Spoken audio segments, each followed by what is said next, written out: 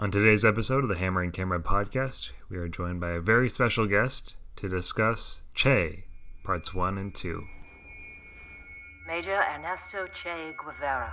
He is a Marxist, a soldier, a physician, and the power behind Fidel Castro.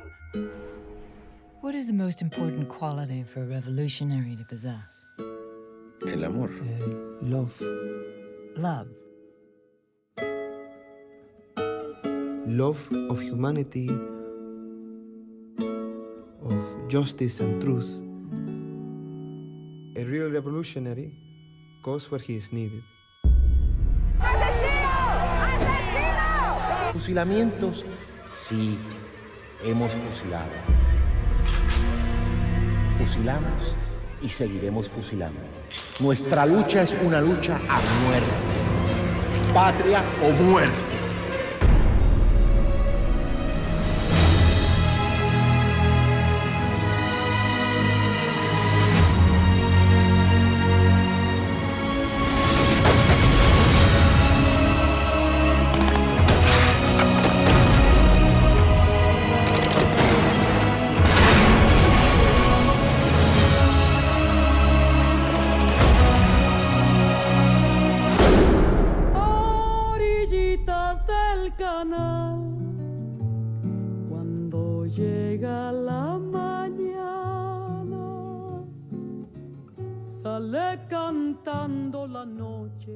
Hello and welcome to the Hammer and Camera podcast, a communist podcast for people who love movies or vice versa. Hotly anticipated and long awaited, I am here in the lab with Phil, my co-host. Phil, how are you doing today? Taylor, I've never been better. My spirits are so high right now. Hell yeah. That's the attitude that our audiences have come to expect. Remember for a while... I think it's the opposite. I think there's been like 12 episodes straight where I've said like, I'm okay. When did this paradigmatic shift occur? Because there was a point when our listenership, like, you were the stoner. You know what I mean? You were the lonely stoner. You freed your mind at night. I just got dragged down by the cares of the world. But now I see through those things now. I see through those things, you know. It's just like, it's like dust in the wind, you know. It's like, you know, leaves in the wind. It's just like stuff blowing around the wind, and you know, I don't have to care about it. That song Despacito was about you. Little known fact. Phil Brown's the original Despacito.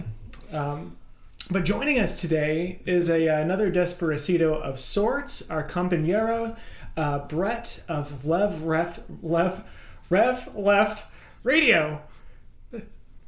I did it. Absolutely. Yeah, thank you boys so much for having me back on the show. It's been a while, but I'm very excited to be back on and to talk with you today about Che. One of the original three amigos, you might say, the Podfather. Can we say that? Can we say that we are the three amigos here? I didn't. Is it fair to say that the film Vanguard was the prelude to Hammer and Camera? Yeah, absolutely. Yeah. Well, I don't know my history well enough to make specific references. Is there Fidel Castro got jailed for some action early in his career? Then he comes back with the July 26th. Like, Film Vanguard was us getting in jail. Mm-hmm. No. Phil, history will absolve the Film Vanguard. Okay. That's true. It already has. That's right. It already has. Awesome. Well, that's right. We are here to talk about Che, Steven Soderbergh's 2008 two-part epic. Before we dig into that, Brett, what have you been up to? What have you been listening to? How have you been doing? I've been doing pretty good. More reading than watching lately. I'm actually right now reading the book, The Climate Leviathan, A Political Theory for Our Planetary Future. A really good book that sets out like three major trajectories that the state, you know, generally in the world order could take in the face of deepening climate crisis. I really recommend that. And then watching wise, I guess I started Peaky Blinders, for lack of something better to do. But yeah, I haven't been able to get into a theater for a long time, for example, and so yeah, my film watching has sort of been lagging. Yeah, something happened. I didn't get to go to a theater for like 15 months. I don't know what was up with the local supply chain, but it must have been a supply issue. Yeah, it must have been a supply issue for sure. They just ran out at the movie store. But yeah, no, I mean, a lot of people are talking about this hot new documentary series chronicling the rise of the lumpen proletariat, Peaky Blinders. So it's good that you've been getting in on that. Absolutely. Well, there is some interesting communist history. They referenced Easter Rising and stuff like that. There's communist party agents in the storyline itself. So it's pretty cool to get that little historical peek into all of that history. Absolutely. Yeah. Well, I believe Taylor buried the lead a little bit in the run up to this, a little introduction. This is our 50th episode. That's right, the big 50. When we're done here, we'll be closer to 100 episodes than we've ever been. Wow. Well, I guess that's technically true from when we started. Let me rephrase that. It's always true. We'll be over halfway to 100. It's less romantic way of phrasing it, but it's a big moment for us. It's a big milestone, and we thought, who better to celebrate it with than somebody who was there at the very beginning. So truly honored. And we're truly honored to have you on. And now to get back on track to where Taylor was leading us, we are discussing Che, the Steven Soderbergh directed film. I actually forget off the top of my head the release date. Taylor, do you have that? I know it was released in 2008. It kind of had an interesting release, actually. I don't know if it ever had a formal release date. So the official date that it premiered at Cannes was May 21st. That is for sure. And then it had a sort of a rolling release date, September 5th, 2008 in Spain as the Argentine, and then December 12th, 2008 in the United States. But from what I understand, and I could be wrong about this because as much as I tried to poke around, I sort of kept turning up less and less. This film traveled across the United States as a 2-part piece, right? So there was no screening of Che Part 1, and then a year later, like Harry Potter and his Deathly Hallows, there was no Part 2. It was just shopped around the United States as this epic with an intermission in between. Can you imagine watching the first part and having to wait what happens? There's a second part to this? For real. Yeah, I was surprised at the lack of there are so few Horcruxes in this story. You know what I mean? Yeah. So yeah. Well, the film has had a strange production. It had a strange release. I definitely want to go into that later. But for now, I thought we could get into talking about the films themselves and starting with the first part. And I do think it makes sense to talk about them in separate parts because they are very different, distinct from each other. So about Che, Part 1, what were you guys' first impressions? Well, yeah, just bouncing off what you said right there, and I will definitely get into this later, but the differences between the two. So I was actually kind of surprised to hear Taylor just say that it was sort of shot all at once because there's some real differences in the cinematography overall and the way that the whole thing was structured between the first and the second. But my initial impression was I loved it. I mean, I think it was a fascinating film. I could not imagine a better actor to play Che than Benicio del Toro. Absolutely just spot on. Even the actor for Fidel and all the supporting cast, Raul, I mean, just really, really well done. And it humanized Che. I mean, Che is a human, but is obviously also an icon. And people that hate him view him as this cartoon villain, which is absurd. People that love him can kind of see him as like that image on the T-shirt and only that.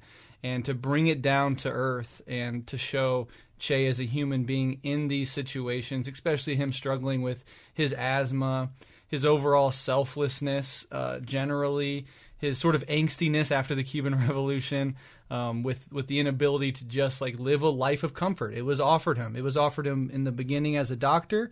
He could have went that route. He chose to fight for the Cuban Revolution, and then later, after the victory, he could have easily, kicked his feet up and spent the rest of his life in relative comfort, and gave it all up once again to go fight for other people across the continent. So my first impression of the film was I absolutely loved it.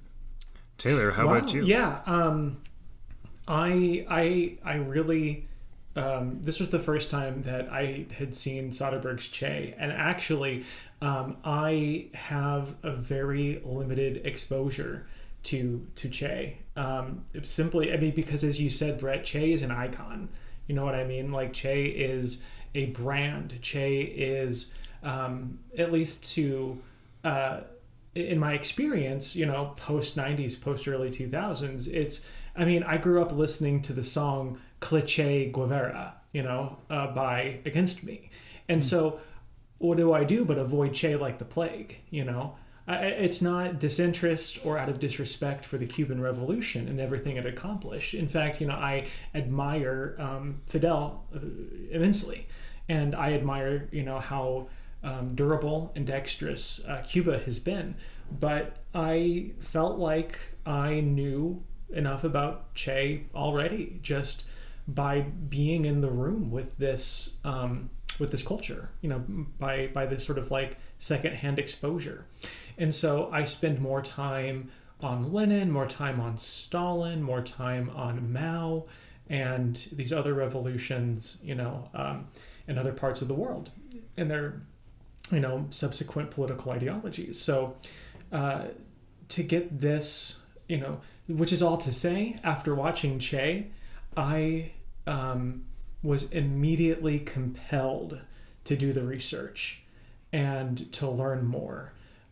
Because I was fascinated by the man more than I had ever been by the symbol. And that, to me, is the greatest accomplishment of this film, is that, and Soderbergh talks about it in interviews, the way it was filmed in particular, even in its most triumphant moments, they avoid these close-ups on Che. They avoid making Che any bigger than the audience member. But the events that he participates in are so big nonetheless. It's an incredibly compelling, incredibly moving movie. And just giving my first impressions, couldn't recommend it enough. Really quick, does anybody know Steven Soderbergh's politics? Why did he become interested in Che? Anybody have any insight on that? I do not. Yeah, I couldn't figure that out either. I think because it's very very sort of sympathetic, that you would maybe not necessarily and expect. I really want to get into that later, for sure, because I watched I got the Criterion dual Blu-ray edition, which comes with a little feature that they made documenting the creation of the book, or creation of the film, the development of the film. And there's definitely that question of how they approached the film, of how they were treating the subject in terms of the politics, in terms of the reaction that they knew they would get. There's definitely a lot about that in that little featurette that I definitely want to talk about. But speaking more general terms and about my first impression of the film, I agree with both what you said. I really, really like it, especially the first part. And like you mentioned, Brett, Benicio del Toro is so incredibly good in this film. He completely disappears into that role, and you don't even see Del Toro. You just see Che, and it's just a magnificent performance. And that granularity as well that they bring to this character, and as you said, Brett, they humanize the character in a way that, as you were saying, Taylor, just makes him more compelling and more interesting, and demands further engagement and further research. So I definitely have very positive first impressions as well. There's another. Yeah, I'm sorry, I don't mean to interrupt, but there's another blink and you miss it moment. Did anyone, we talk about Benicio del Toro disappearing into this character, but did anyone else catch Oscar Isaac? I did, yes. Oh yeah, No, blink I and did you miss not. him. I did not. He is. So there are several sort of. The first, yeah, and kind of foreshadowing a little bit the how different the two parts are. The first part, sort of interweaves like three different sort of threads. There's like the story of I guess there's the initial setting in Mexico where they're contemplating revolution. Where Fidel and Che Yes. first met. Before they board the Granma and sail to Cuba. There's the insurgency in the Sierra Madre Mountains. And then there's the post-victory speech at the UN that Che gives, and interviews that happen around that time. Basically Che in America. And those things are interwoven pretty liberally. Like there's no, it doesn't proceed, with strict linearity. And as Taylor mentioned, Oscar Isaac shows up as the translator at the UN. And I guess, I think that's a good place to start on getting more into detail about this film. These three or four even interweaving narratives. Personally, I thought it was really effective. I think, you get, the filmmakers are shooting these scenes in Cuba with a rich color palette, with a wide angle, really giving you those, I guess, Apocalypse Now slash, the type of war movies that were made in the 70s. I think Soderbergh is drawing like a real inspiration from. And then at the UN, it's all black and white, and you get a different vibe from that. I think it's really interesting, and I Almost a little grainy. The black and white's almost a little grainy too. It's like, yeah. Yeah, I guess you like, you lose a little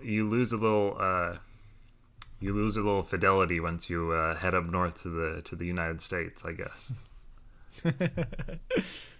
Yeah, absolutely. And I just wanted to also say about the film in general, and this is true for both parts, obviously, but the setting, the way that they reconstructed these different places at these slightly different time periods, the costumes, particularly out in part two when he goes to Bolivia, and the Bolivian peasants, how they dress, how they live, how they talk, what their little land looks like. It was just spot on. It really brought you in, and it made it feel so authentic in a way that is completely entrancing. Yeah, and I guess they and this is spoiling, I guess, a little bit more of the production discussion, but they filmed the UN scenes at the UN right before they remodeled it. So they actually had the sort of UN hall as it appeared, when Che actually made the speech. And it was immediately afterwards changed. So that's a fun fact. They also staged the train derailment at the sort of climactic Santa Clara battle, the famous train derailment that basically won them the city. They staged that as a practical effect with real train cars and all that stuff. And fun fact, when I visited Cuba a few years ago, I got to visit Santa Clara and visit the site of that train derailment. And they actually have several of the original derailed cars from that train still in that town square, and they've made they had a Cuban sculpture create these sort of abstract sculptures around it to represent the sort of violence and explosion of it. But you can see and touch these train cars and clamber around inside them, and I got to do that, which is a fun little experience. You can play defeated Batista foot soldiers. Oh no! So that's fun. That's awesome. that's a that's a that's a popular children's game in the Santa Clara neighborhoods. It's like, no, you always get to be Che, and I always have to be the Batista traitor. So yeah, there's nothing like here in the United States we have the famous game of cowboys and indigenous people. In Cuba they get to play compañeros and stormtrooper. So no, this is I was particularly reminded of the sequences in Cuba reminded me particularly of some films from the 50s and 60s, in particular Battle for Algiers and Wages of Fear. Both are films in a similar family, but both are have a distinct identity. Battle for Algiers, of course, being one of the first films to famously eschew the boundary between documentary and fiction. It was a fictional film attesting to the Algerian Revolution against French colonists, shot almost entirely in the style and form of a documentary, lending credence and legitimacy to, at least on the level of form, the cause of these people. And then The Wages of Fear is a film made just about a decade earlier about a South American mining town in which a couple of down on their luck Europeans have fallen. With a couple of locals, they agreed to drive nitroglycerin across a mountain pass to earn a paycheck, essentially. It's a film about the disposability of lives in South and Central America, especially these mining towns, made actually at around the time that Che would have been planning the Cuban Revolution with Fidel in Mexico. So I thought that Che is, and just like I don't have much to this observation beyond that, Che is I think a welcome entry into this specific genre of film, which was, I think, really exciting to see in at least 2008. At that time we're seeing the Miramaxification. Okay, this was what happened before Disney took over, when it was Harvey Weinstein.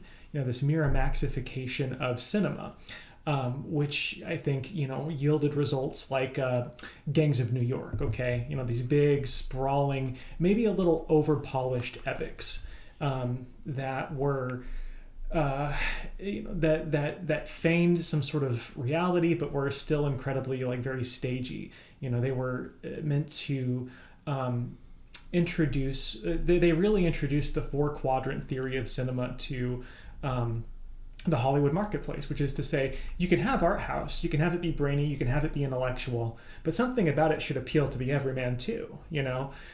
Grandma, grandpa, mom, dad, Sonny, Jim, and baby Jill should all be able to go see this picture, and the critics have to love it too.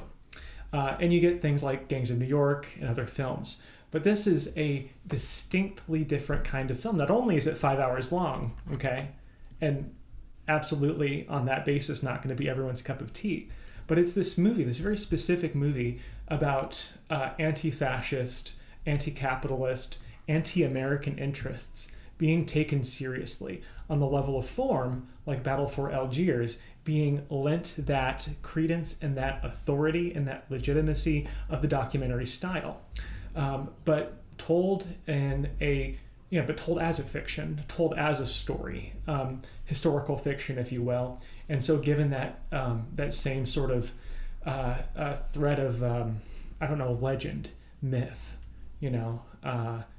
storytelling, which I think is like a really potent combination when you're talking about revolutionaries.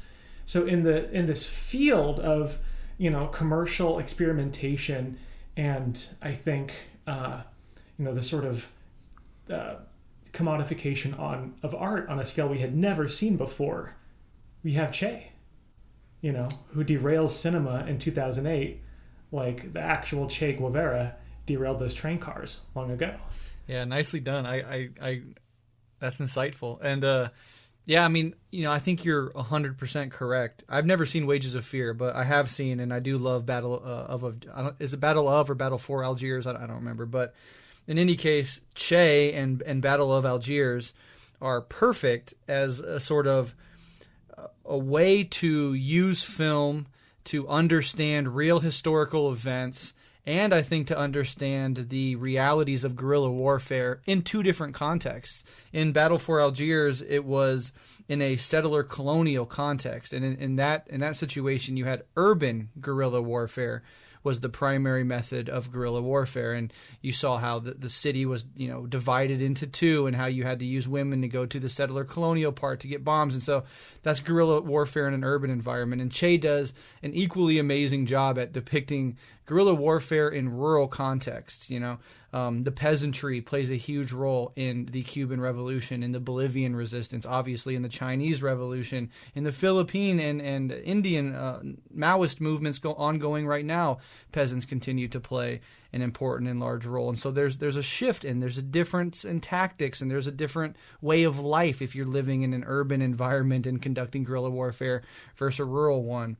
And in both instances, as Mao says, the guerrilla fighter has to be ingratiated with the people, with the masses, or as he put it, you should be able to. The guerrilla should swim among the masses like a fish swims through the sea, as naturally as ever. And you can see that that's not always easy. In Che, what they did a really good job of is showing the difficulties of reaching the average people. Che is also a doctor, so he goes into that one little area and helps the son with the eye infection, right? He cures the eye. And so that's one way of ingratiating yourself with the people. You're coming, you're meeting their interests, you're helping them out. Next time any situation arises where they have to pick a side, they're more likely to side with yours. And there's a left-right distinction. So how does the left deal with the peasants and the poor people on the edge of the conflict? They help them. They reach out to them. They try to say, we're on your side, blah, blah, blah. How does the military dictatorship do it? Through pure violence and threat of intimidation, right? Fascists, generally, they don't have, and they never even really seek to obtain the friendship with the masses, the ingratiation with the masses themselves. The left has to do that, especially if you're fighting a bigger, more powerful, more funded force. And so just seeing the nuances of that, and without any easy answers, because the same people that they helped later turned them in because the military dictatorship's pressures on that family in the negative direction, like the stick, was more motivating than the carrot of the guerrillas trying to help them and be with them. So I think both of those films are really amazing. They're really great ways to understand the historical context, and that they're historically accurate, but they're fleshed out through the beauty of really well done cinematography as well. And that's a rarity for sure. I hadn't thought about that, but you're right. You can think about these films in ways that help to explain communist or left-wing political praxis and theory. I mean, even between Che Part 1 and Che Part 2 in Cuba and Bolivia, one of the texts that I like to go back to explain, my the particular kind of praxis that I like to practice is the Revolutionary Communist Party of Canada's essay, The Mass Line and Revolutionary Methods of Mass Work. And in this text, they explain, or is it might not be this one, it might be Scott Harrison's online publication, The Mass Line and the American Revolutionary Movement. Both are great. I encourage everyone to read both. But in between the two, these authors talk about left and right deviations within, a communist method of mass work, within communist political practice, and that right wing largely adheres to the slogan, "Follow the masses know what's good for them. Abide by what they already know to be true." And if you do that, you don't get anything done. But the left wing is just as unproductive, which is to say to the masses, follow me, I have all the answers. And that's about as far as it goes. And it can be difficult to decide whether or not you're making a right or left-wing deviation. I think Che Guevara is an excellent, example. After Cuba, why wouldn't you think, okay, I figured it out, I've got this down to a science, I know what works and I know what doesn't. But when you try to lift that model and put it on another political context, they don't show this in the films, but he tried and lost in the Congo following the assassination of Patrice Lumumba, and then in Bolivia. The method of revolution that he tried to apply there was a left deviation. He arrived and he said to the masses, with his clique of maybe 20, 30 revolutionaries, follow us, we have all the answers. But the conditions were such that the locals didn't believe him, or they were at least not persuaded by him. And the work that he administered in these material conditions, were not suitable to the conditions like they were in Cuba. And so I think that that's a great illustration of that point, which is to say, if you're a practicing revolutionary, say in the United States, be careful what you do. What works in Kansas City, Missouri, might not work in Minneapolis, Minnesota. That might not work in Detroit, Michigan. That might not work in Austin, Texas. So, it's an apt vehicle for real practical political observations, which is to say, watching Che's not only this enthusiastic revolutionary experience, but it's educational too, informative. Truly. And it can be used to explain these ideas that are relevant to us even now. Yeah, and to your point really quickly, in Bolivia, the Communist Party itself was actually against armed struggle because their argument was that the conditions are not right. And, what you're articulating is, right or left-wing deviations can also be framed as tailism versus commandism. Tailism being lowering yourself to the level of the intermediate or backward. And commandism is like another word for adventurism or getting too far ahead of where the people are at. And you can't blame Che because when you have successes like Cuba, you'd be very, like, as you said, Taylor, very like leaning in the direction of this should be applicable in most places. It was so successful here, it has to be successful there, and you learn that lesson. And Che gave his life, in a sense, to teach the world, whether he knew he was doing that or not, that those particular lessons, and we should take the positive and the negative lessons from that experience. Truly, I will say, to die for the people weighs more than a mountain. To die for nothing means less than a feather. So for all the mistakes that Che made, for all his successes, he died a hero's death. But I think we're getting a little bit of ahead of ourselves on that one. I was going to say, Sure. First of all, spoiler. Second of all, before we get into part 2 and talking about Bolivia, I did want to mention one more thing about the first part, and that is those UN scenes. For me, I think this is where Soderbergh's imagination was really captured. Just the idea of Che Guevara, in full guerrilla uniform, addressing the United Nations, being feted by diplomats and celebrities. And basically, I think that Soderbergh was just really... it appealed to his romanticism, those images. And so we have the still images, we have the transcript of the speeches, but those scenes brought his UN addresses to life in a really special way, I felt. And I think those scenes were the moment where I really, where I was really in awe of Benicio del Toro and his performance. And yeah, I don't know if I have anything more profound than that to say, but I think those scenes were great. I'll add this, which is this film is released in 2008, so therefore it was filmed, you can only imagine, 2007, 2006, in the Bush administration, right in the wake of the Iraq War and the Afghanistan War. And you have a movie, especially we just went through the 20th anniversary of 9/11, so we all know full well how America lost its mind in the wake of 9/11, and hardcore nationalism was the only acceptable position. And you have these two imperialist adventures, U.S. imperial adventures in Iraq and Afghanistan, and really beyond them as well, as we know. And so you have this film in which the 5-hour film in which the protagonist is standing at the UN condemning explicitly U.S. imperialism, and I can't imagine that that's purely coincidental. As I said earlier, I do not know Soderbergh's politics or why particularly he was interested in this history, but the timing of it cannot be coincidental. To answer that, Soderbergh does say something a little funny in the making of documentary. He says, he's talking about how during their research, they were reading the documents from the CIA that were sent about Che Guevara's activities in Bolivia. And he was saying, to them, he was enemy number one. He was this big threat. And he was like, well, who are they saying about now? And then it just cuts, and so in 2008, I don't know, I feel like that's a reference to like the War on Terror.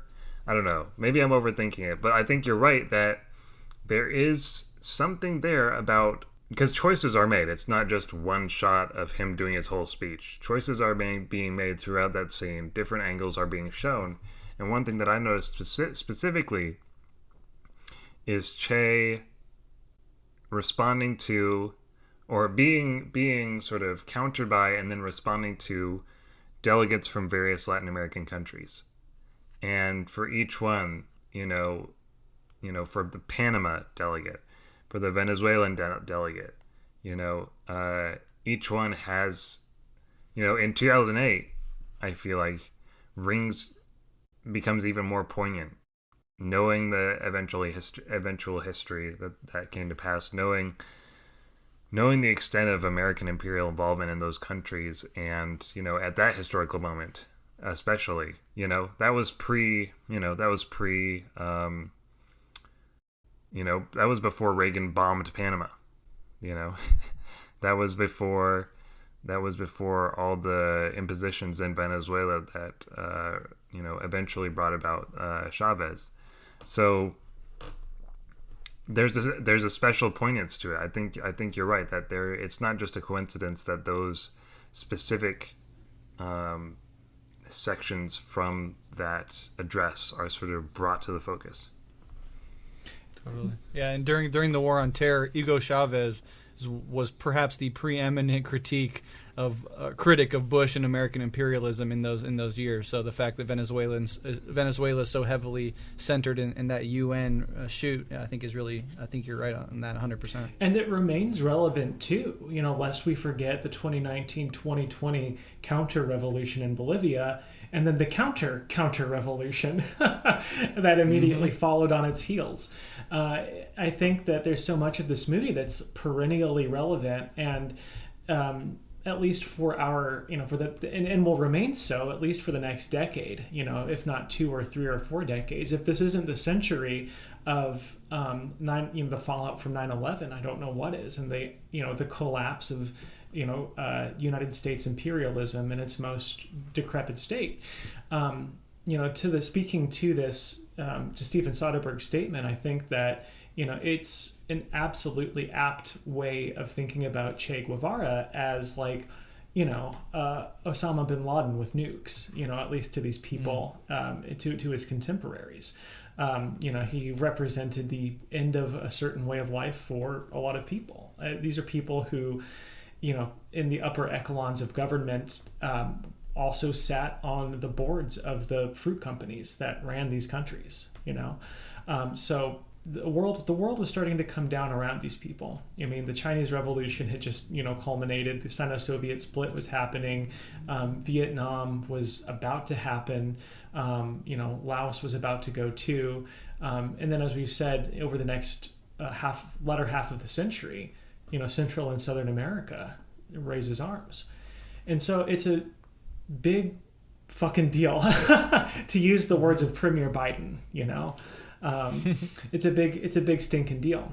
I think that speaking to this, speaking more to this particular scene, though, the actual film work going on, Steven Soderbergh is a man obsessed with the technology of film. I think that more than politics, Steven Soderbergh is fascinated by the capacity of film as a technology to make myths big or bring men back down to scale. And so that he's able to do that with a few reels of tape, a couple of different kinds of lenses, choosing whether or not to use lighting here, artificial there, natural in the other case, and then selectively cutting the tape to manipulate the image. I think that that is what Steven Soderbergh is most fascinated with. And I think that when it comes down to Che, he has a horse in the race because he's, I think as a person against U.S. imperialism and imperial right-wing adventurism. But I don't know if he has a particular fascination with this, or sympathy to this particular politics. I think what fascinates Soderbergh is the challenge to keep Che, keep him a legend, but also make him a man at the same time. Sort of an embodied universal, the universal particular, to borrow from Hegel. And the challenge of doing that with the technology of film. So you get the different film grains, you get the different editing styles, you get the different shooting techniques, and you put it all together, and will it work? I don't know. Or at least Soderbergh didn't. But they shot this damn thing in 78 days and spent, I think, a little less editing it all back together. And this is what we got. So you tell me, does history absolve Soderbergh? I don't know. I don't know. All right. Well, on that note, let's move on to Che Part 2. And this is, as we kind of been hinting at, kind of a radical departure from the first part in a lot of ways. We no longer get that, sort of loose interweaving of various stories. We no longer get the sort of variance in, image. We don't get as much voiceover, and we sure don't get as many happy moments. The Che Part 2 is a story of Che's involvement in Bolivia and the guerrilla movement that emerged there in the wake of the military junta, one of several juntas that sort of happened around that time period. Yeah, so what are our first impressions on the second part? Yeah, I obviously loved it. It was very different in how it was shot. It wasn't doing this time jumpy thing. It was very straightforward, and that was fine. And at the end of the first part, the way that first part ended, right, was it cut back after all the Cuban Revolution stuff, after it was successful. It cut back to when Fidel and Che first met on that balcony in Mexico City, and Che tells Fidel, after we win Cuba, you just have to promise me that we're going to export this revolution to Central and the rest of South America, the rest of Latin America, and Fidel kind of laughs. He's like, maybe you're crazy, right? Because that's how the conversation started. And so that foreshadows the fact that in part 2, Che leaves Cuba. Now, Taylor mentioned earlier he had these adventures in between Cuba and Bolivia, namely the Congo. But it cuts to that. And Fidel reading the letter that Che sent him is a real thing that really did happen historically. There was a huge question mark amongst the Cuban people in the wake of the revolution. Where is Che? Nobody really knew. Rumors started springing forth. The government had to respond to it. And, Castro's like, here's the letter. I'll be 100% honest. This is what I got from Che, and that's all I know. And it just, again, it speaks to the sort of person that Che was. Truly, at the end of the day, his heart was the heart of a fighter, and he could never be a bureaucrat. And maybe, that's for the best. Who knows how things would have played out if things reversed, like with Mao, for example, another guerrilla warfare hero, revolutionary theorist, absolute, giant in the world of left-wing politics and communist philosophy. At the end of his life, the criticisms abound. He went off the rails a little bit, meeting with Nixon, talking about the Soviet Union being more of a threat than the U.S., etc. So it goes to that old quote, and not to say, I don't want to overstate this, but you die a hero or live long enough to see yourself become a villain. Not that Mao became a villain, but he did who become knows? Two-Face. I was going to. I was going to say that exact same thing. So I'm glad you. I'm glad you spared me. A very wise man once said those words. But there is an element of that, and there's the counterfactual of what would have happened if Che would have stayed in Cuba. Nobody knows. One thing I did take away from part 2, and I'll sort of end it at this and get your thoughts, is it's really great to have this 2-parter because it shows the glorious romantic success of what revolutions can do in part 1. Launch a revolution. It's bloody, it's messy, it's not easy, but you succeed. It is absolutely glorious. Part 2 is the other side of that coin. When the revolution fails, it is tragic. Everybody, all your comrades die in terrible, painful ways, and even the hero of the story himself dies. Now, at no point throughout part 1 or 2, as I think we've all alluded to, is Che put up as this hero necessarily. It is Che as a human being, as a man.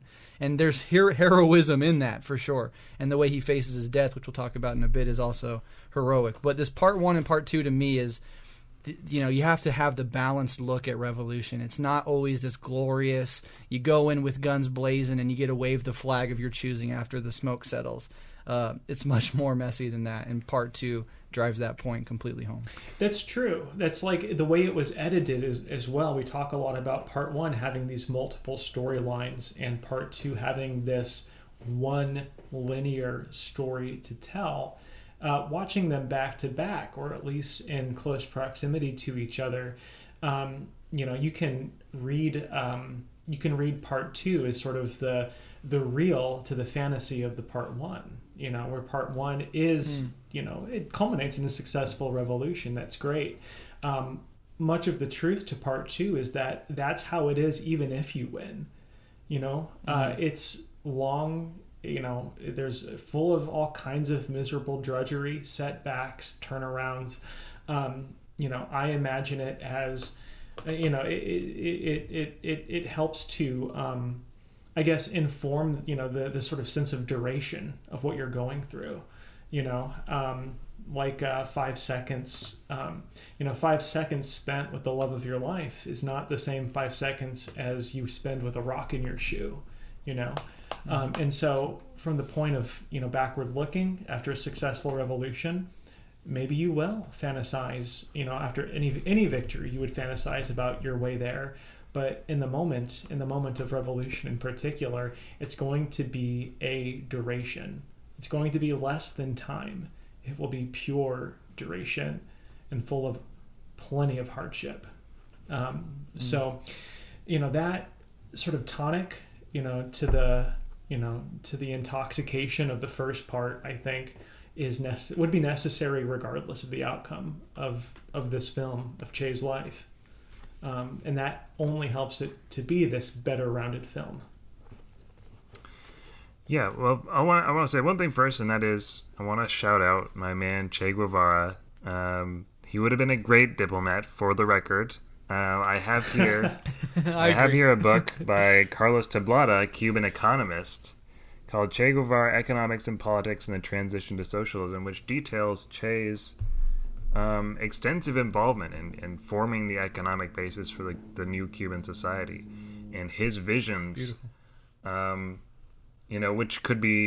which were very engaged with the day-to-day economic life of the Cuban people. So I think he would have been a great bureaucrat, but other things were in the cards for him, and that's okay. Mm-hmm. The filmmakers do have choices to make when they organize this film, and there is so many things that a film about Che Guevara could focus on, and dialing it back to first the insurgency in the Sierra Madre Mountains as opposed to any other sort of moment in that conflict, and then secondly, in the second part, his insurgency in the mountains of Bolivia, is an artistic choice that gives a sort of symmetry, a sort of dialecticism, if you will, to the whole affair. There's certainly, and it emphasizes certain things about about, as you're saying, Taylor and Brett, like the nature of revolutionary work, the nature of really any human endeavor, essentially, but also the nature of war and how, what is it? Was it a line in this movie where talking about the resolve of the people fighting? Oh yes, towards the beginning, he paraphrases Tolstoy in talking about the numbers of an army multiplied by X, and X is the spirit of the people. X is the people, their ability to understand, the reasons behind the fighting. And I think that maybe that gives a hint as to what might be going on in the second part. Yeah, I think, to sort of, not to sound repetitive, but I think in both cases, in retrospect especially, it's clear that the masses were crucial to both outcomes. In the first half, there's a real interest in the revolution and overthrowing the Batista regime, and the masses were the absolute, the help that was essential to make that thing successful. And in the second part, that component wasn't fully there. There might have been some sympathies, but for a lot of the people, it was very clear that they didn't have the same urgency and intensity that the Cuban people had at that time in that specific context to do the thing. And I don't know if Soderbergh was doing that intentionally or not, but it, again, gestures at this really crucial point about, and something that Mao never got tired of emphasizing, how utterly essential the masses are to success or failure, and your relationship to them is determinative of the success that you'll have, whether that is in a small organizing a campaign locally, or that's a world historical revolution, or anything in between. And so that lesson is really driven home in both instances. Yeah. So leading up to the sort of tragedy of the film's conclusion, I think that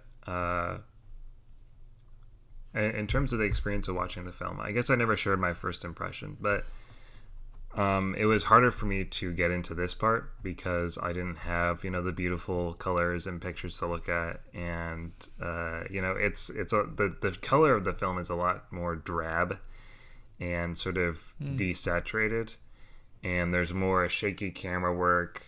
There aren't those pretty composed pictures that I love to see, so it was harder for me to get into it at first, but as this one goes on, I think you start to feel more and more the weight of this struggle that they're undertaking, and as you sort of understand, the futility of it, it starts to weigh on you, so that the conclusion really does hurt. And watching this band of guerrillas sort of be cut down is tough to watch. And I think that you are shown not just the futility or not just the failure of a guerrilla movement, but you're shown in a way that feels very real the brutality of the imperial forces. They could have shown a huge part of this conflict is a massacre of miners at a mine that's mentioned in the film, the Siglo XX mine, where the army just randomly attacks a group of miners there with their families during a festival. Kills, I think, 20 some, injures some 70 more, because they were afraid that those miners would be a source of recruitment for Che.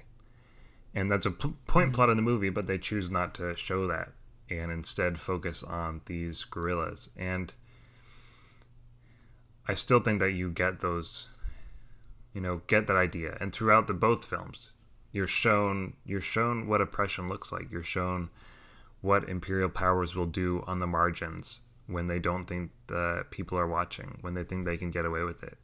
We're shown what the forces of capitalism and the armies and police that represent them do when they think they can get away with it at the margins of society on a Caribbean island, in the mountains, in the countryside. And it's a weight, and I think it really weighs on the viewer as this film concludes. And more to that, I think that like in the fiction of the film, in the universe, there is a lot more direct sunlight in the second part, in Che Part 2, which leads to a much more blanched image, which gives the impression of it being hotter, and more stifling, more claustrophobic. And then through the visual language of the film, suggests that, you have fewer places to hide, less shadow and less shade means you're exposed and vulnerable. And so in the fiction of the film itself, not only do we have this depiction of a people who are at the mercy of a, imperial capitalist force that can and will do everything in their power to exploit, them, subject them to surveillance, and use what they learn to deepen the exploitation of the people they surveil. But you have a treatment of a people who are subject to an even more advanced, technology of surveillance, an even more advanced technology of warfare, an even more advanced technology of oppression. And while I don't think it's the explicit intent of the filmmakers, either the writers or the director, Steven Soderbergh, to convey this exact idea, what the film does in effect is convey this lesson, this dialectic, like you pointed out, Phil, that after every revolution, where the reactionaries convene and gather their forces up again will be, if not at the site of revolution, a remote counter-revolution, a recombination, a re-entrenchment, and then a renewed assault, either on the original revolutionaries, or they'll make up the difference where they can, and deepen the exploitation of these people. So in the case of Bolivia, the CIA just literally flew there, trained soldiers, delivered, I think it was the first time in South America that, that heat vision had been used? Heat vision goggles? Infrared, thank you. Yeah, it was the first time that that technology had been deployed in this way. And so Che had no fucking clue that they could see him, when he would try to travel covertly. And that's like really literal, so that's not the point that I really want to make, but it's, tangential to the point that I'm making, that, this is how you also have to expect revolutions to work. If you are successful, you need to be ready to like literally just not do what you just did. Wait it out, observe the opposition, and then respond to their re-entrenchment, and whatever that looks like. And another thing I was thinking about a little bit ago when both of you were talking about the shaky camera, the desaturation, the much less shade, right? Very more direct heat. It's all contributing to a feeling of like, this is going off the rails. This is going in a negative direction. Things are losing control a little bit. And his asthma was present in part 1 and part 2, but in part 2, it really contributed as well to that overall feeling of despair. Like this is not going in the right direction. And his belabored breathing was, very intense and very visceral. And it had a sort of emotional impact that was maybe even a little subconscious as you're watching the film, but the way that it sounds, the wheezing, you feel like a constriction in your own chest, and that's a constriction of the movement and his life coming, closer and closer to its end. And so I think just the deployment of his asthma, I think was done really, really effectively and contributed, along with those other things, to that general sense of like ominous feeling that the film in part 2 especially really, really gives you. Made me anxious as hell. Yeah, exactly. Me too. I hated it. Yeah, and maybe if we're talking about humanizing an iconic figure, I don't know if there's any better way to humanize them by by showing the effects of untreated asthma. Something that you're the biggest, strongest dude. You have all the lines. The greatest revolutionary is motivated by love. You just rattle them out. Everybody loves you, but you have asthma that makes it so that you can't breathe. and so it's not something that we see often, and it's certainly not something that we see in relation to stories about a world historical figure, somebody whose face we've seen a million times, somebody who we've already formed an opinion about one way or the other. So I think it really is effective. And on that note of viscerality, I want to pose a question to you guys at the end, towards the end of this film, not the final shot, but towards the end, when Che is finally executed by the Bolivian forces /CIA.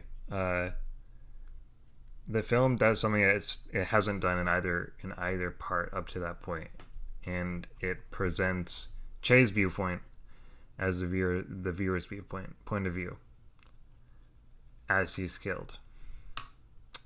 What do you guys make of that? What do you think is the meaning, or what was the effect, I guess, as you experienced of that effect? I'm not sure the meaning, although I did ask myself that, but the effect was very intense. It was unexpected. Like, you never saw a first-person shot throughout either part of the film, and to do it at that moment, I was wondering the whole time how they were going to portray that moon, because it's a crucial part of the Che story. And the line in the film was Che saying "do it" or whatever. The myth, and I don't know if this is exact verbiage or what, is that Che said at the moment of his death, "Shoot, coward, you're only going to kill a man." I'm not sure why they chose to not put that in there, if they didn't want to play into the romantic image, if they did their research and couldn't necessarily find that point. But to shift to the perspective of him, where you are now inhabiting the figure of Che, and the loud ringing noise, the tinnitus as your life is fading away, and like that perspective where the periphery as he's laying on the ground blurs and it zones in on the rocks, and then it just sort of flutters out in bright light. I mean, yeah, it was incredibly moving and intense, and probably a lot like it would feel to die. I've never been shot multiple times in the abdomen and bled out, but I would assume that it would be something like that. And the high screeching tinnitus sound on top of it all was the icing on the cake for me, and it was absolutely very brutal. And also his labored breathing as well. It was present, and then it slowly stopped. Very intense, very effective. As for the meaning, I'm not quite sure. Taylor, do you have any thoughts? No, I don't know if meaning is the kind of question that we should be asking. I would turn around and look at exactly what you said, Brett. This is the true testing point of it's the proving point of the film itself as an effective work of art in the audience. I think that this point asks the audience to take a stand, and it says, has this been an effective film? Has this been someone that you identify with? Is this somebody that you care, lives or dies? Can you put yourself in their shoes? And then, so as a film, does this work or does this fail? And then as an audience, whose side are you on? Do you live in this person's shoes now? Could you? Would you carry on the torch of revolution, or are you disgusted at what he's done? Would you deny him? And so I think that it's an incredibly personal point. It would be a very personal point in any film, but for this film in particular, and for the politics that it embodies. Yeah, it humanizes. We've been talking about how the film humanizes Che, and this is almost the ultimate humanization, asking the viewer to kind of embody this person for a moment. And as you're saying, Taylor, it does kind of pose a question. His lights flicker out, but you're still, yours are still open and blinking. And, whether or not you are a passive observer or somebody who can take these lessons from the film and carry them into your waking life, is the question, as you put it. It's like, there are a couple films, two in particular come to mind. One we talked about on the podcast, and then one I talked about in relation to this film, but it's a similar film called Monos. Did you ever see it, Brett? No, never have. It's a film, it's a Colombian film, and it's sort of a mythological take on the ongoing, insurgency in Colombia. And the end of the film, and it's also, I think, more perilous still, about child soldiers. And so at the end of the film ends with this child soldier being nominally rescued by state forces. And, for the first time in the film, the child just barrels down the camera, and sort of looks at the audience and challenges the audience, their complicity in the conflict, their feelings about revolution, their relationship to freedom or the lack thereof. And it's a very similar challenge to that. And that's even a riff on, Truffaut's The 400 Blows, which ends in a similar shot, and Ingmar Bergman's Summer with Monica, that has a very similar shot. It's a very rare thing to have in a film, because what you usually want to do, right, is uphold this illusion until the credits roll and the lights come up. But it can be incredibly affecting if done well for the work of art to challenge the audience itself. And it can be an incredibly politically charged moment if done correctly. And so I think that that's the meaning of this, is it's, even more radical than turning the eyes of the film onto the audience and letting the audience know that, the way that they are viewing this art, there's a dialectic in which the art is viewing them, but putting the audience themselves into the political and aesthetic circumstances of the film's hero. It's another political challenge altogether. Yeah, absolutely. And you said something earlier about the tension or the dialectical interplay between the particular and the universal. And all throughout the film, but Che's life as well, he had these themes of man, like right before he died, for example, do you believe in God? I believe in mankind. He had this idea of the new revolutionary man, like a new sort of person created through revolution. It was very clear he saw himself as a servant of humanity writ large. And from my political perspective, that's very sympathetic with Che and understands the necessity to overcome fascism and capitalism and imperialism. The death of Che and us taking on that perspective is that particular universal tension sort of playing a little bit, because at that moment, Che's death, at least for me, represents a loss for humanity. That humanity lost this round to the forces of reaction and barbarism and terrorism, and the maintenance of the status quo and raw, brutal power and capital. And so by us taking that perspective, it's sort of playing with that, or at least could be seen as doing that.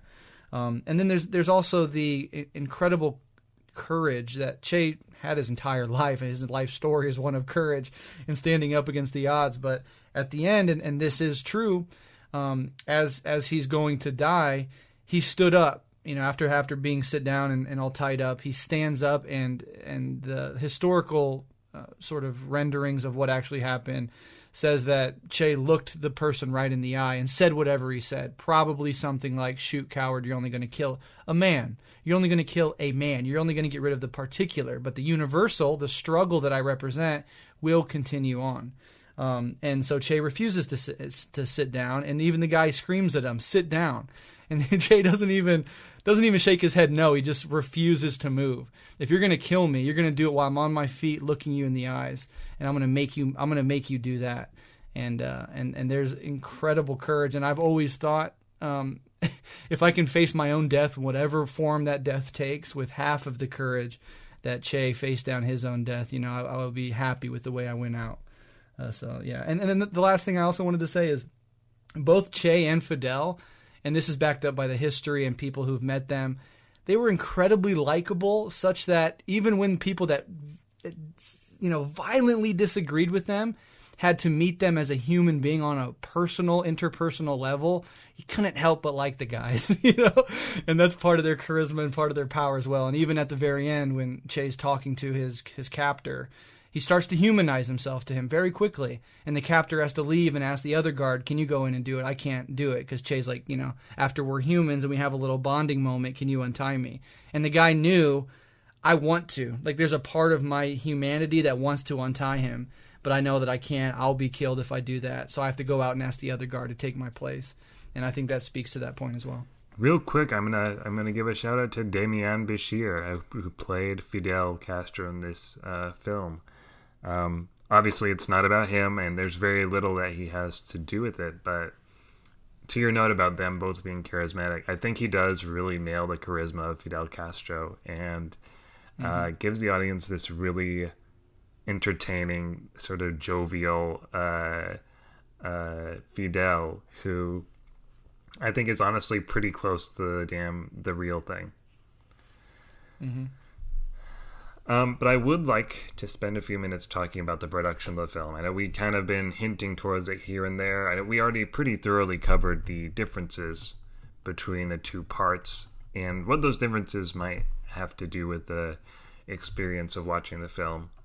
But we also mentioned the question of accuracy, and that's what really stood out to me. As I said before, that's what really stood out to me about the production of the film, and as I watched this documentary of the making of the film, the producer Soderbergh, everybody was talking about this drive to make something as authentic as they possibly could. Authenticity trumps everything is a quote that I pulled from Soderbergh. And they did exhaustive interviews. They visited Cuba. They talked to Cubans who had fought with Che, Cubans who had been in the mountains with Che, and heard their stories. And I think that sort of neutrality, in a way, really shines through in this film, as we've been discussing. There's nothing in the movie that didn't happen, is another quote that I pulled from Soderbergh. So yeah, do you guys have any other thoughts on that, on the accuracy? Yeah, I mean, I loved it, and that's part of the reason why I like this film so much. It could have easily went into a more romantic route and not had to do the hard research to study this stuff, and particularly in an American context, finding good information, specifically in 2008 when the internet was even less developed, on this historical event is very, very difficult. It's similar to like trying to be in America and find neutral tellings of like Stalin or Mao. It's like you're going to have to do a lot of work to even just begin to find those things, let alone begin to analyze them. So the fact that it was so historically correct and neutral in a really true way is very impressive. Hard to do. I really liked, and this is sort of a side point, but I think speaks to your thing about historical accuracy, is when Che mentions his friendship with Jean-Paul Sartre and Bertrand Russell. That he, I could just write Sartre and Russell, in England and France, and, maybe they could help get some popular support or get the news out throughout Europe. So that was really cool. And then the other thing that stuck out, and I did want to mention this at some point throughout this conversation, it's a very quick little line, and I'm trying to figure out exactly why they put it in there and what their intention was. But I think it was when they were dealing with the factions in part one, all the different factions, and somebody comes up to Che and Fidel, I believe, and says the term Stalinist, and he calls another faction Stalinists, and then walks away, and then Che just like looks over to his comrade, and he's like, Stalinist, and then it just cuts. So we know historically that Che was very fond of Stalin, and Stalinist is a term from, I think, Trotskyists originally that Che was very much against. So I think just that sort of why'd they say Stalinist sort of thing was like them hinting at that, but maybe I'm reading too much into it. But that's a side thing. But yeah, overall, I really enjoyed the historical accuracy, and you can literally watch the film as a way of objectively researching the history, and that's a real resource. Yeah, we've been talking about ways in which we feel that this film is kind to Che Guevara, or that shows him in a positive light. And I think the reality is that the truth smiles on Che Guevara, and that history truly has absolved him and the other members of the Cuban Revolutionary Army. Taylor, did you have were you opening your mouth to speak there? Yeah, as I often do. Yeah, I think that the quick and easy answer to this is that Che Guevara was just like a good guy. Like I mean, it's true. It's one thing that I tell organizers here in town as often as I can, because we have a lot of young up and coming organizers where I live now.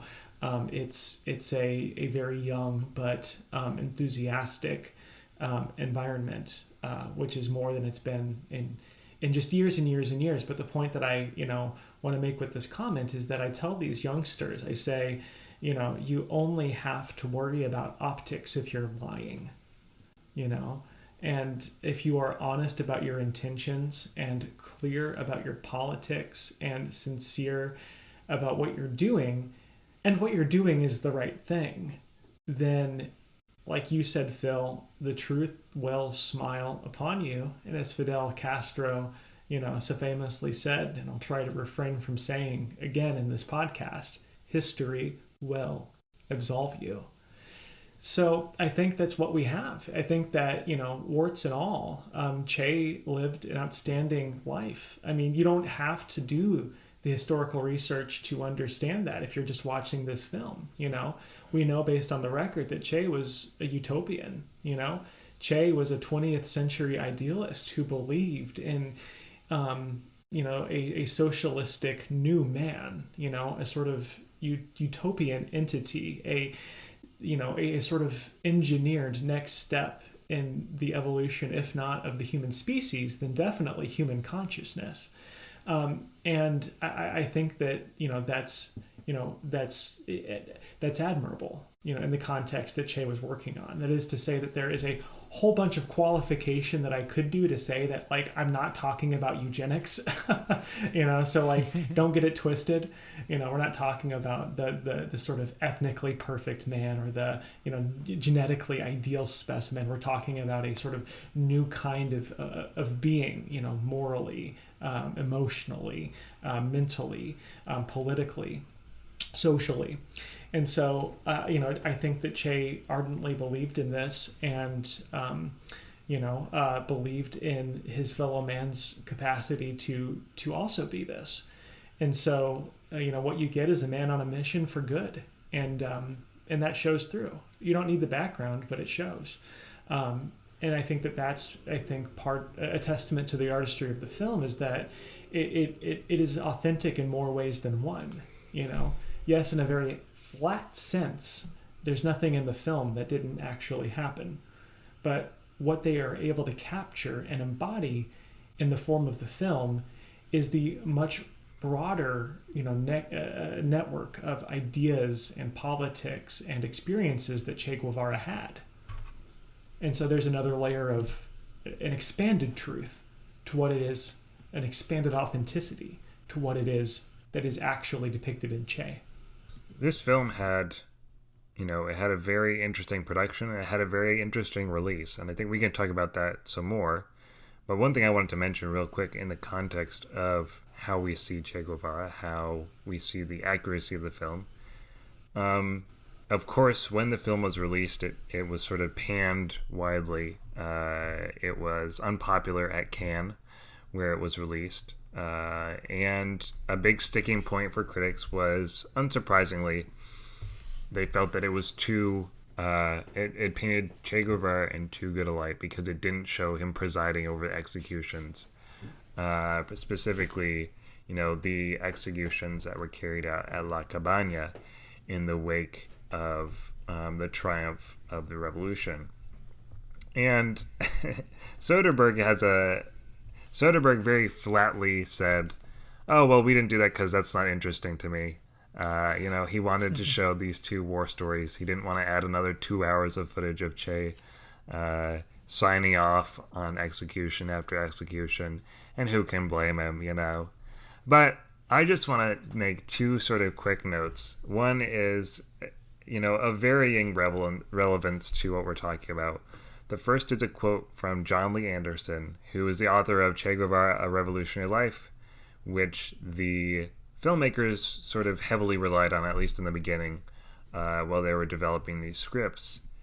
And John Lee Anderson says, I have yet to find a single credible source pointing to a case where Che executed, quote, an innocent.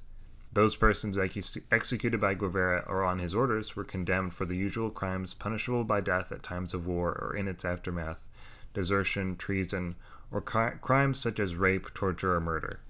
I should add that my research spanned 5 years and included anti-Castro Cubans among the Cuban-American exile community in Miami and elsewhere. So, you know, it's inevitable that these concerns will be raised. Obviously, a lot of people have political and ideological commitments that will prevent them from reacting in any other way. But while I was perusing the Wikipedia article of John Lee Anderson, I discovered a really interesting fact that while he was doing that research for that book, that biography, he did research in Bolivia and interviewed, and in the process of interviewing military officials, actually discovered where Che Guevara was buried and the nature of his execution, which had been a mystery up to that point. That was in 1998. Up until 1998, nobody knew how Che Guevara was killed and where he was buried. But John Lee Anderson cracked the case, and that directly resulted in Che Guevara's body being returned to Cuba, where he was interred in Santa Clara. And I also visited the Che Guevara mausoleum. So I got to see the train, and I got to see Che's final resting place. So wow. To be fair, you know, Anderson was always my favorite member of Scooby-Doo's gang. You know, I could always count on him to solve the case. And then, you know, point number 2. If Soderbergh wanted to make a third 2-hour leg of this movie of Che Guevara signing off on like I would literally paint my torso the Cuban flag and spin my shirt above my head like a fucking Super Bowl. You know what I mean? Like, I don't give a shit. You know, it would be kind of a great FU to like those critics to do that. And just to point out that everybody who's condemning to die is like guilty of like rape, and, oh, this poor rapist. Oh no. Oh man. I'll say it explicitly. Everybody Che killed deserved it. Cry about it. And the idea that liberals and, you know, conservatives are like, you should have added all the executions that he oversaw, while they praise people like fucking Churchill and Washington and Lincoln. Like all of those people, all those political heroes of liberals and capitalists didn't reside over their own almost certainly far more unjust executions in many cases, and also outright owned slaves. I mean, Churchill oversaw a famine and a genocide in the Southeast Asia, etc. So it's just absolutely rich. But that's what you have to do to placate the anti-communists. You can never, ever, ever show them in a good light unless you also slander them in the particular way that they want them to be slandered. I'll add on to that you know, I don't think we have to say that every execution was justified to point out how absurd it is that people watch 4 hours of war, 4 hours of people shooting at each other, killing each other, 4 hours of people killing, random kids who presumably didn't rape people. And then they're like, that's fine. But we really didn't like that you didn't show like his execution of the rapists, you know? And it's like, whatever. What are you going to do with these people? One thing I did think was funny, though, as I went and watched the original trailer, and they, in like the first 30 seconds of the trailer, they cut out the line of his UN speech where he says, yes, I did executions and I'd do it again. And then it cuts to the single execution that's shown in tape of him like shooting the guy who like robbed and raped, this family. And and then it cuts back and he says patria or muerte, and that's how they frame the entire trailer. It's insane. Badass. No, I think it's interesting, you know, in keeping with this conversation, we can maybe juxtapose this against a movie like Dunkirk, right? Where the British, in the course of World War II, bungled an invasion of France so poorly that middle-class people with boats had to sail across the channel to rescue the British army. And it's like, this is a good thing, you know? Che Guevara executing rapists is bad, but the British government failing so badly that they have to send personal boats out to save the army is good, you know? It's just, in the realm of film, you know, night and day. You can see it right here. And I think to what you might have been pointing to earlier on in the recording, Taylor, is that this ultimately is a different kind of production than a lot of the stuff we see and a lot of the stuff we're referencing. It was not an American production. As soon as American financiers found out that they were doing it in Spanish, they backed out. They probably had some other reasons to back out as well. I don't know what those could be. So the film ended up being a Spanish production. You know, it was shot mainly in Spain. So that's one aspect where this is just kind of a different production. But it was also lower budget. You know, $60 million is a lot of money objectively, but for a film that, you know, purports to show on a large scale a huge historical moment like this that has name actors like Benicio del Toro, you know, it's a lower budget. And as you mentioned before, Taylor, they had an incredibly tight shooting schedule.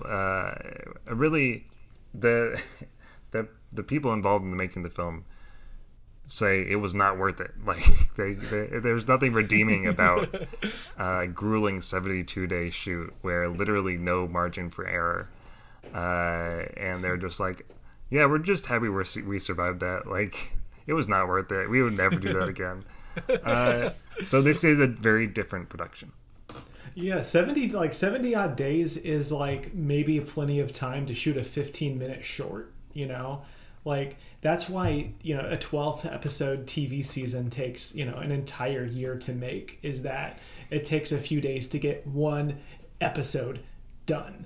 So to shoot 5 hours in that amount of time, like, absolutely blew me away. And history will remember the brave heroes of Che, you know, hopefully very well, because I couldn't do it. It's amazing. It's amazing that this exists. And I think, like, if we were to speculate on why this thing worked, when really it had every reason not to, I think it kind of comes down to the filmmakers really believing in the work that they were doing and really seeing something in it, especially Benicio del Toro. I think when he was in Argentina screening the movie, he said something like, yeah, well, I don't agree with the violent revolution now, but maybe I would have in the 60s, you know, who knows, you know, which is a great line. And he's so goddamn good in this movie, you know, it bears repeating again and again. I think it's absolutely one of the best performances I've ever seen. Truly. He dissolves into Che. It's incredible. And then part of the production, you know, just the sheer amount of talent that went into this. According to interviews with Soderbergh, they maybe used lights on 2 or 3 occasions. And the rest of the film was shot in natural light, which is just unheard of. It's just unheard of. And to capture these naturally beautiful scenes, I mean, on such a short shooting schedule where you don't have time to do multiple takes of this and that to get the sun and the shadow just so. I mean, you're going to cut out a lot of time setting up equipment, you know, and then hauling it around. But you also are going to, like, I mean, very realistically, just risk it all, you know, and get a half dozen shots you can't use that you need nonetheless for your film. So from the point of, you know, the perspective of the actors, from the perspective of the production, you know, the film workers on set, they worked their asses off, but they did a great fucking job. And they evidently believed in the job that they were doing. Well, there's so much more to be said about these films and about the production. So many stories we could get into, but I think that this is a good place to move towards a close. One question that I'd like to ask you guys is, all in all, where does Che fit on your bookshelf or your movie shelf, wherever you store your movies? Where is this sitting? For me, right next to Battle of Algiers, because I think that they're both amazing films at the cinematography level, at the historic level, at the political revolutionary level, and on all those fronts, they are, 5-star productions. So, very high indeed. Absolutely. This is right up there with the aforementioned Battle for Algiers, and then the Wages of Fear. And then also, I think, with Agnes Varda's short documentary on the Black Panthers. She was in California at the time that Huey Newton was arrested, just arrested. So she was able to document, 15, 20 minutes very, very aesthetically of the movement to free Huey. And so I think that is maybe one of the best treatments of the Black Panther movement in its spirit, in a similar way that none of these films are 56-hour long, documentarian slogs of the events as they occurred, but they're able to encapsulate the truth of the moment and convey it to you in a way that that impacts you and hits you and motivates you, in a way that not only something, that is a good work of art will do, but in a way that something is true will motivate you. So Agnes Varda's Black Panthers, the rest of it all, and Che. Very good, very good. Well, to answer my own question, I order my my movies alphabetically by director, so this should be pretty low on the bookshelf with the S's. But figuratively speaking, yes, you're right. It'll be right up there. I think that, I'm going to keep going back to it. I'm going to keep remembering the images, and it's going to become part of how I understand this moment in history, how I understand the historical figure of Che. And I think that, yes, again, to echo what Taylor's saying, there's an honesty and a truth to this production that really shines through it. And I think that that's going to, it's going to make it hold up to the buffets of time. Figuratively Warren and speaking, Jimmy. You know what this is perfect for as well? If you're out there and you're listening, if you're in a political organization, a movie night for a cadre or an organization, this would be absolutely ideal to watch the film, learn about Cuban history, and then talk about the politics and the strategy and the tactics within. I think it would be very fruitful. So if you're in that sort of organization, you do a thing like a movie night or a book club, this should be at the top of your list. And unless you know your comrades really, really well, probably best to split it into 2 parts. Yeah, absolutely. Not all at once. Wow. Alrighty. Well, we don't have a whole lot left. I'll throw one more question out there. I just so you know, I have one final statement as well before we say our goodbyes. Okay. Is it about the movie? Oh, yeah. Well, you should go for that now then. Yeah. So just as a final thought, I think it's worth saying that Jean-Paul Sartre called Che Guevara the most complete human being of our age. And in this film, Che is really, truly presented objectively. And by doing that, he's presented as the good guy, because he was. And once you realize the power of Che, of his legacy, of his image, of him as a symbol, once you fully grasp it, you will understand why the right and the center and liberalism in general has to slander him. They have to make him into a cartoon villain. They have to just make shit up. Che hated gay people. Che murdered innocent people. Che was a sociopath and a serial killer. They have to bring him down multiple pegs, because Che, in his realness, in who he actually was and as a historical figure, is an undying, never-ending inspiration for every other human being who believes in justice and equality and true liberation. And so once you understand Che, you understand why they have to hate him, and they have to turn him into a caricature of who he actually was. Goddamn, well said. Well put. All right, well, what should we do for our 100th episode? Well, Phil, we've only got to do bigger. We've only got to do better. We've watched a 5-hour movie about a Cuban revolutionary. For our 100th episode, I'm going to put it out there. Whether we do it, whether we don't, I don't know. We should watch an 8-hour movie about the end of the Soviet Union, Satan Tango. Well, count me out for that one. well, maybe we can just watch Che again. Who knows? Hey, yeah. 2 or 3 more years, we'll have another perspective on it. I don't know. Well, as usual, we're coming to a close here, and we just want to plug our Patreon. There's so much premium, so much incredible exclusive content available on our Patreon. We just released a super special episode about Ghost World that is available now for our most loyal Patreon subscribers. If you'd like to be included on our nice list, it costs $5. Just think of our Patreon as a brand new club in your neighborhood with a big bright neon light with a hammer and camera on it, and the biggest, burliest bouncer at the door. And he really has a heart of gold. He's really a great guy if you get to know him, but he's not going to let you in unless you have those $5. Imagine this, dear listener. You are an incredibly horny moth. You love the light. You love the bouncer. And you got to get in to see what other lights and bouncers are in this building. Hammer and Camera's Patreon is this club. We got lights. We got bouncers. We just need you to fly your horny moth dick into the front door. Yeah, that makes no fucking sense. Just fork over the money, and you'll get premium content. That's all you gotta. That's all you gotta know. That's all you gotta know. All right. Well, Brett, thank you so much for joining us. We appreciate all your support. We appreciate the conversation tonight. I think that's all from us. We appreciate you getting us started, Brett. Thank you for this road you set us on, this one long march we podcasters are on, Yeah, the longest march for sure. No, it's an honor. You guys are absolutely great. I absolutely love Hammer and Camera. It's a fusion of genuine humor, principled left-wing politics, and high-level film analysis. So I'm just honored that you invited me on for your 50th. Well, we're going to use that as our intro from now on.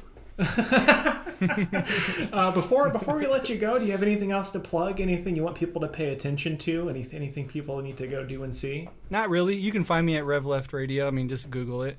I was actually on NPR today as an Omaha affiliate NPR station, and was actually able to articulate anti-capitalism. I know nobody listening to this will be able to hear that because it was live radio, but I was like, wow, I actually went on NPR and talked about anti-capitalism in a very explicit way, and I was like, I can't believe they allowed me to do that.